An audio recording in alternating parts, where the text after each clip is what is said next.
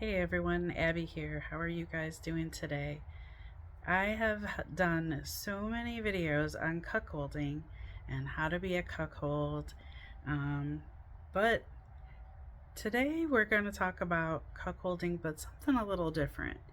We're going to talk about the qualities of a good bull. Now, for those of you who have engaged in cuckolding, something, you know, have you ever come across a bull that says he wants to be in a long-term relationship with you and then ends up being a one and done sort of thing? Um, you know, do have you ever come across a bull that doesn't respect your time and efforts that you put into this situation, this relationship? Um, you know, does he disrespect you or your cuck? Um, does he do what he wants with complete disregard for what you and your cuckold want out of this situation, this relationship? Let me know in the comments. Um, I'm bringing you this article today um, by Crystal Welch, who I had read quite a few of her articles and gone to her vlog page. She's got some interesting stuff on cuckoldry, um, and she does a blog on consensual non-monogamy, um, polyandry, interracial love, and cuckoldry. And I found this article to be quite helpful, so I wanted to bring it to you for those of you who engage in this lifestyle or are considering engaging in this lifestyle.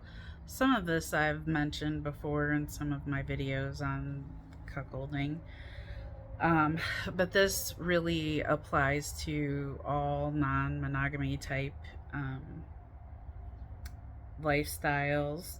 Um, Surely those of you who are already in it have run into these types of situations. Um, you know, so some good things to keep in mind here about being a good bull. What makes a good bull? So here we go. Today I have my Cocoa Mint Mr. Fog Max Air vape. I'm enjoying a vape today. This stuff is like mint chocolate chip ice cream. It's super tasty. Probably shouldn't tell you that. Kids, don't promote you smoking it. And really, kids, you shouldn't be here anyway. Um, but yeah, here we go.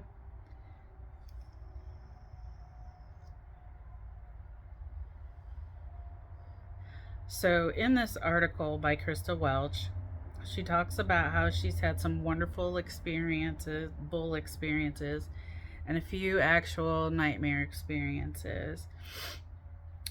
She goes on to discuss what makes a great bull, and I will let you know, from my own personal experience, whether I agree with these or not.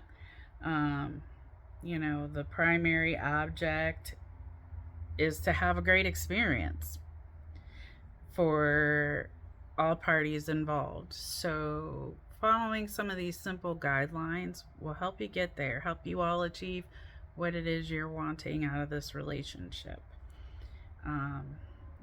She says that when she writes these articles, she only speaks from her direct experiences and addresses the things that have led to good experiences and the behaviors that were very negative to inform you better so that you can be aware of what to do in order to have the best experience. Every couple has their own rules and boundaries, um, and there is no one right way to do this. For those of you that are new to it, because I have had some of you actually email me asking how to start. So this is really a good way, I think, to find out how to start.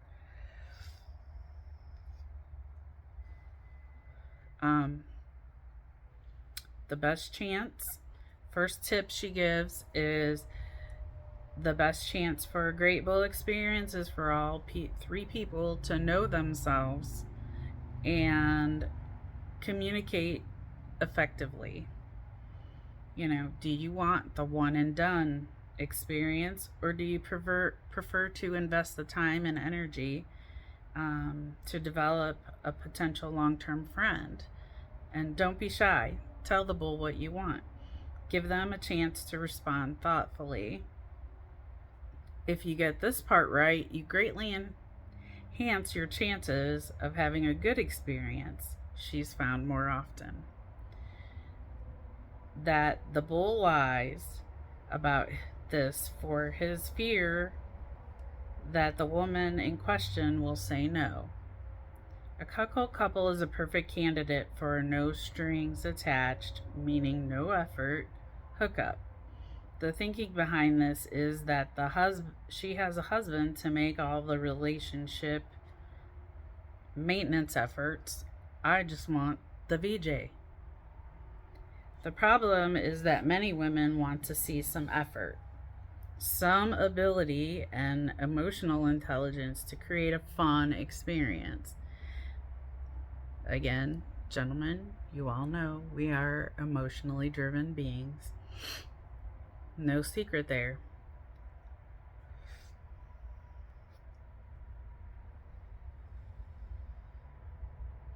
Some bulls are so skilled that they will put all their effort into what she calls love bombing in the early stages to convince you that they will put the continued effort in. Still, you mysteriously notice that the bull never has more than an hour to drop by to tango. And he doesn't always follow through with the plans that they've made with you. If that is what you want, then great. If not, this is a big red flag. Please pay close attention to what they do and not what they say. Very true. I totally agree with her on this one. Number 2, her suggestion is that you take the lead in discussing your dynamic and what you want as a couple. Many bulls want to get to the main event without essential conversations like this. Are you submissive? Do you want the bull to be dominant? Does your husband want to participate or just watch? Is the bull open to this? Is he experienced with power exchange? These are questions that are essential to go over in detail before you engage. Do you require condoms? Do you have any hard limits or boundaries? Does the bull? Taking the time for this thoughtful conversation can keep you out of uncomfortable situations. If you have clearly stated that you are not submissive and don't want to be treated like a sub, and then he does it anyway, you have every right to get the heck out of there.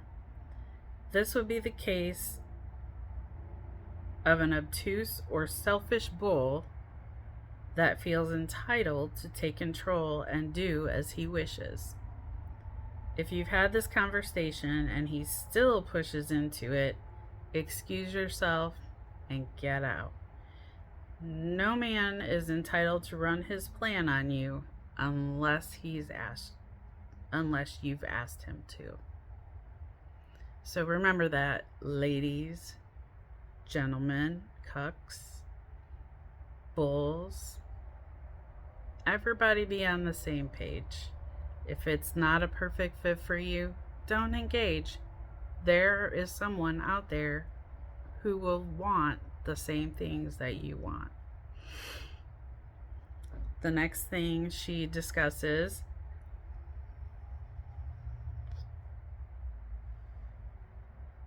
is if there's travel, hotels, or other decisions that you need to make to be together, have open and honest conversations about how to split the costs. You know, she says her husband is willing to do a lot, but she chooses the bulls, but we choose the bulls who have enough maturity to at least offer to take me out or split costs for hotel or other expenses. She says my cuck is willing to do more if this is common courtesy is followed. We have had situation where the bull asked for something involving money and just expected my cuck to pay for it. He didn't ask and just took it for granted that the cuck was his version of a servant. It isn't very respectful, and we would never consider this guy again. Can't blame her, I wouldn't either. You know, everybody's human in that situation, and we're all taking part in the fantasy, you know, so be respectful of each other. And she said that not that the cost was prohibited, but because the common courtesy of asking if he would pick up the price or at least say thank you after the fact was missing. And remember, any form of power exchange, whether in Dom sub context or with money, is an earned privilege. A cuck in a sub position owes a bull nothing. The bottom line for your bulls: never make assumptions. Ask. We look for people who understand that everybody needs to have a skin in the game. For the best experience for all of us in terms of time, effort, and money, when there is no investment of time, effort, and money on the part of the bull, it feels like we are being used, and that is not what we are after. Couldn't agree more.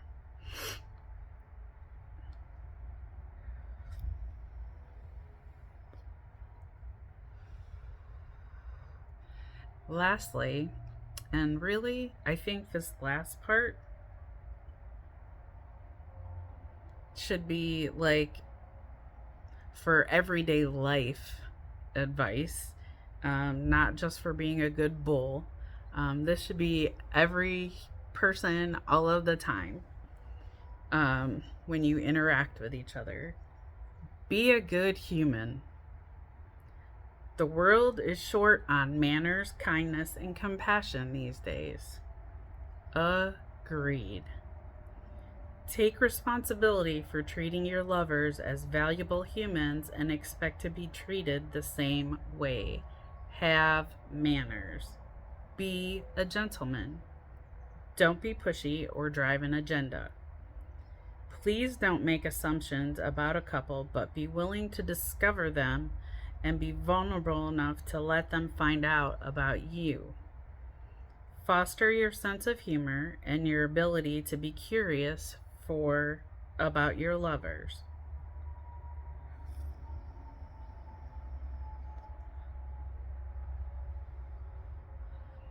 Miss Welch says, if you remember these simple guidelines, you will find great, joyful connections to other humans.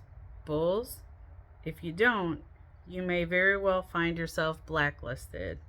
We women in the lifestyle do talk to each other. True.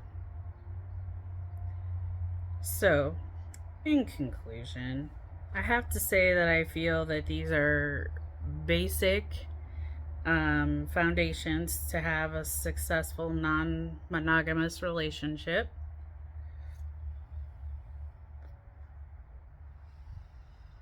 Whether you are the couple or the bull, be honest.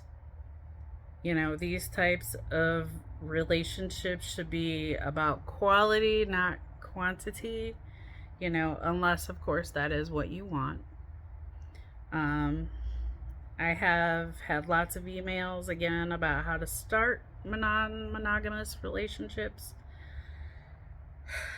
Oh, that sounded weird. Like, phenomena. kind of like the Muppets thing. Those little, whatever they are. Remember the song they had? Sorry, I'm going off on a little, I'm squirreling now. You know that little Manamana song, or Manamana? You know, it went Manamana, do do do do do. Sorry. Anyway, I digress. I'm getting goofy here. Um, so anyway, hopefully you guys find this article helpful. I think it has a lot of good information, useful information. I think it's a very good place to start for all parties involved if you're wanting to get into a cuckold or other type of non-monogamous relationship.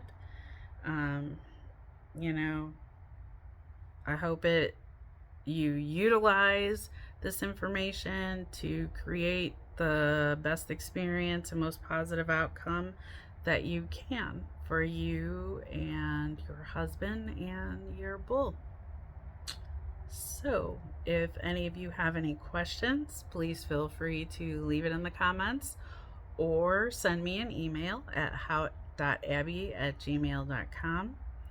It may take me a couple days to get to you, but I will get to you.